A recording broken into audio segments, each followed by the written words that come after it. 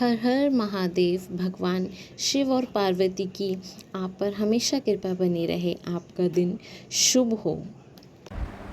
कौन है स्वर्ण गौरी और क्या है स्वर्ण गौरी व्रत का महत्व, इसे जानने के लिए हमसे अंत तक जुड़े रहें। यदि आपने हमारे पहले के अध्यायों को अभी तक नहीं सुना है तो पहले जाके उन अध्यायों को सुनें। यदि आप हमारे चैनल पर नए हैं तो हमारे चैनल को आज ही सब्सक्राइब करें ताकि भगवान शिव की आप पर हमेशा कृपा बनी रहे। तो बोलो हर हर महादेव। आइए शुरू करते हैं 12वां अध्याय। हे ब्रह्मपुत्र, अब मैं स्वर्ण गौरी का शुभ व्रत कहूँगा। यह व्रत श्रावण मास में शुक्ल पक्ष में तृतीया तिथि को होता है। इस दिन प्रातःकाल स्नान करके नित्य क्रम करने के अंतरंत संकल्प करें और 16 उपचारों से पार्वती तथा शंकर जी की पूजा करें। इसके बाद शिव जी से प्रार्थना करें, हे देव, आइए जगतपते, मैं आपसे प्रार्थना करता हूँ। हे सुरसत्तम, मेरी इस गई पूजा को आप स्वीकार करें। इस दिन भवानी पार्वती की प्रसन्नता और व्रत की पूर्णता के लिए दंपतियों को 16 वायन प्रदान करें और द्विज श्रेष्ठ की प्रसन्नता के लिए मैं ये वायन प्रदान करता हूँ। चावल के चूर्ण के 16 पकनों से 16 बांस की टोकरियों को भरकर और उन्हें सुंदर वस्त्र आदि से युक्त करें और पुनः 16 द्विज दंपतियों को बुलाकर इस प्रकार कहते हुए प्रदान करें, व्रत की संपूर्णता के लिए मैं ब्राह्मणों को यह दे रहा हूँ। मेरे कार्य की समृद्धि के लिए सुंदर अलंकारों से विभूषित तथा पातिव्रत्य से सुशोभित ये शोभामयी सुहागिन स्त्रियाँ इन्हें ग्रहण करें। इस प्रकार 16 वर्ष अथवा 8 वर्ष या 4 वर्ष या 1 वर्ष तक इस व्रत को करके शीघ्र ही इसका उद्यापन कर देना चाहिए। पूजा के अनंतर कथा का श्रवण करके वाचक की विधिवत पूजा करनी चाहिए। तब सनत कुमार बोले, हे प्रभु, इस व्रत को सर्वप्रथम किसने किया, इसका महात्म्य कैसा है और इसका उद्यापन किस प्रकार किया जाता है, आप मुझे ये सब बताइए। तब ईश्वर बोले, हे महाभाग, आपने उत्तम बात पूछी है। अब मैं आपके समक्ष मनुष्यों को सभी संपदाएं करने वाली स्वर्ण गौरी नामक व्रत का वर्णन करता हूँ। पूर्व काल में सरस्वती नदी के तट पर सुविला नामक विशालपुरी थी। उस नगरी में कुबेर के समान चंद्रप्रभ नामक राजा था।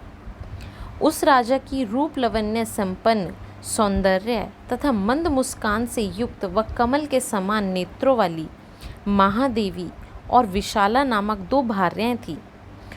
उन दोनों में ज्येष्ठ महादेवी नामक भार्या राजा को अधिक प्रिय थी।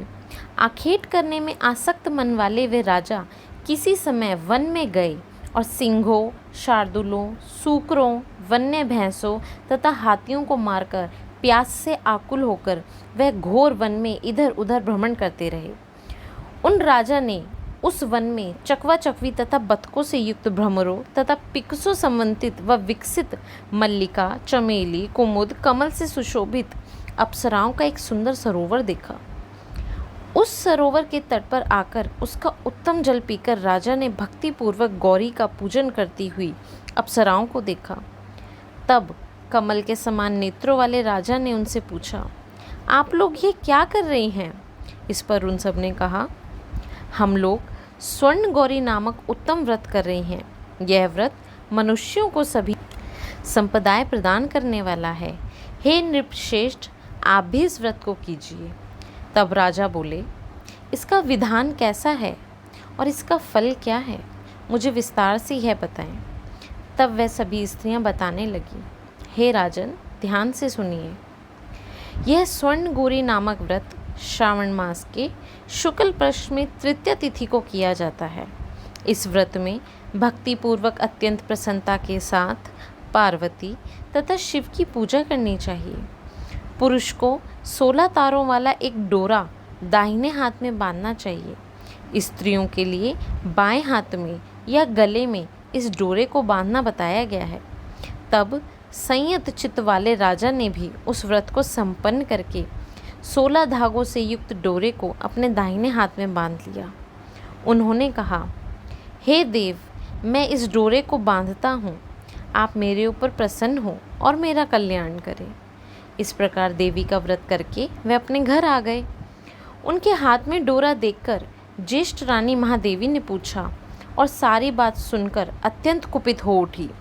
इसके बाद, ऐसा मत करो, मत करो। राजा के इस प्रकार कहने पर भी उसने उसे तोड़कर बाहर एक सूखे पेड़ के ऊपर फेंक दिया। उस डोरे के स्पर्श मात्र से वह वृक्ष पल्लवों से युक्त हो गया। तत्पश्चात उसे देखकर दूसरी रानी आश्चर्यचकित हो उठी और उस वृक्ष पर स्थित टूटे हुए डोरे को उसने अपने बाएं हाथ में बांध लिया। उसी समय उसके व्रत के महत्व में वह रानी राजा के लिए अत्यंत प्रिय हो गई। वह ज्येष्ठ रानी व्रत के उपचार के कारण राजा से त्यक्त होकर दुखित हो वन में चली गई। अपने मन में भगवती देवी का ध्यान करती हुई वह मुनियों के पवित्र आश्रम में निवास करने लगी। कहीं कहीं श्रेष्ठ मुनियों के द्वारा यह कहकर आश्रम में रहने से रोक दी जाती थी कि हे पापिनी, अपनी इच्छा के अनुसार यहाँ से चली जाओ। इस प्रकार घोर वन में इधर उधर भ्रमण करती हुई वह अत्यंत खिन्न होकर एक स्थान पर बैठ गई। तब उसके ऊपर कृपा करके देवी उसके समक्ष प्रकट हो गई। उन्हें देखकर वह रानी भूमि पर दंडवत प्रणाम करके उनकी स्तुति करने लगी। हे देवी, आपकी जय हो, आपको नमस्कार है। हे भक्तों को वर देने वाली, आपकी जय हो। शंकर के वाम भाग में विराजने वाली, आपकी जय हो। हे मंगल मंगले, आपकी जय हो। तब देवी की भक्ति के द्वारा वरदान प्राप्त करके और उन गौरी की अर्चना करके उसने जो व्रत किया, उसके प्रभाव से रानी के पति उसे घर ले आए। तत्पश्चात देवी की कृपा से उसकी सभी कामनाएं पूर्ण हो गई। राजा सभी समृद्धियों से संपन्न होकर उन दोनों के साथ पूर्ण रूप से राज्य करने लगे। अंत में राजा ने उन दोनों रानियों सहित शिव पद को प्राप्त किया। जो स्वर्ण गौरी के इस उत्तम व्रत को करता है, वह मेरा तथा गौरी का अत्यंत प्रिय होता है और विपुल लक्ष्मी प्राप्त करके भूलोक में शत्रु समूह को पराजित कर शिवजी के विशुद्ध लोक को जाता है। अब आप एकाग्रचित होकर इस व्रत के उद्यापन की विधि सुनिए। चंद्रमा तथा तारा बल से युक्त शुभ तिथि तथा शुभ वार में एक मंडप बनाकर उसके मध्य में अष्टदल कमल के ऊपर धान्य रखकर उस पर एक कुंभ स्थापित करें।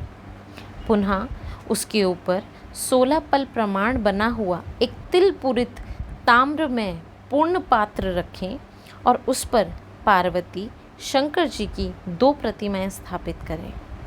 शिव जी की प्रतिमा श्वेत वर्ण के 2 वस्त्रों तथा शुक्ल वर्ण के यज्ञोपवीत से सुशोभित हो। तदंतर वेदों से मंत्रों से विधि पूर्वक उनकी प्रतिष्ठा करें और भली भांति पूजा करके रात्रि में जागरण करें। इसके अनंतर प्रातः काल पूजा करने के बाद हवन करें। सर्वप्रथम ग्रह होम करके प्रधान होम करें। हवन के लिए यव मिश्रित तिल घृत से पूर्ण रूप से सिक्त होना चाहिए। 1000 अथवा 100 आहुति डालनी चाहिए। तत्पश्चात वस्त्र, अलंकार तथा गौ के द्वारा आचार्य की पूजा करनी चाहिए और वायन प्रदान करना चाहिए। इसके बाद ब्राह्मणों को भोजन कराना चाहिए। साथ ही 16 दंपतियों पति पत्नी को भी भोजन कराना चाहिए। अपने द्रव्य सामर्थ्य के अनुसार उन्हें भूयसी दक्षिणा देनी चाहिए। अंत में हर्षोल्लास से युक्त होकर बंधुजनों के साथ स्वयं भोजन करना चाहिए। इस प्रकार श्री स्कंद पुराण के अंतर्गत ईश्वर सनत कुमार संवाद में श्रावण महात्म्य में तृतीया में स्वर्ण गौरी व्रत कथन नामक 12वां अध्याय पूर्ण होता है। ओम नमः शिवाय। ये अध्याय यहीं समाप्त होता है। आगे के अध्याय सुनने के लिए हमारे चैनल से जुड़े रहे व हमारे चैनल को आज ही सब्सक्राइब व लाइक करना ना भूलें। भगवान शिव की कृपा आप पर हमेशा बनी रहे। तब तक के लिए धन्यवाद।